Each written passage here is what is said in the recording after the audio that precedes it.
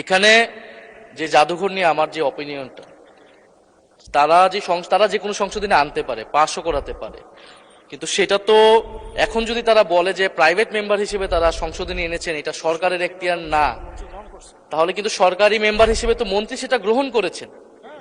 আমাদের যেগুলো note of dissent, মন্ত্রীরা তো বিরোধিতা করেছেন। এই মন্ত্রী, সংস্কৃতি মন্ত্রী চাইলে সেটা বিরোধিতা করতে পারতেন, কারণ সংস্কৃতি মন্ত্রী তো সেই কনসেনসাসের পার্ট। সংস্কৃতি মন্ত্রী তো সেই সংশোধনটা নিতে পারেন না। আপনি বলেছেন এটা একদিন আগে, বিরোধী দলীয় নেতা বলেছিলেন যে একদিন আগে ডকুমেন্টস আসতে হবে, আপনি বলেছেন, আমরা কিন্তু সবকিছু মেনে নিয়েছি। তো এইখানে তো আমরাও কোঅপারেশন করছি যাতে দ্রুত সময়ের মধ্যে এই বিলগুলো পাস হোক, কিন্তু আধা ঘন্টা আগে একটা সংশোধনী আনা হলো যেটা আমাদেরকে জানানো হলো না, এটা তো এক ধরনের ছলচাতুরি মাননীয় স্পিকার, এবং আপনার সভাপতিত্বে কিন্তু এই জিনিসটা হলো। ফলে এটা কিন্তু কনসেনসাস ব্রেক করেছে।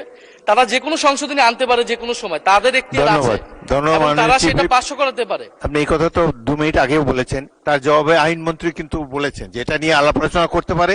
আবার একটা স্বরাষ্ট্রমন্ত্রী বলেছেন যে একটা বিল আবার আনতে হতে পারে, সেখানে বসে আপনারা আলোচনা করেন। এই চ্যাপ্টারটা ক্লোজ করা হয় নাই, the matter has not been closed yet. এটা নিয়ে পরবর্তীতেও আলাপ আলোচনা হতে পারে, আবার বিল আনা হতে পারে।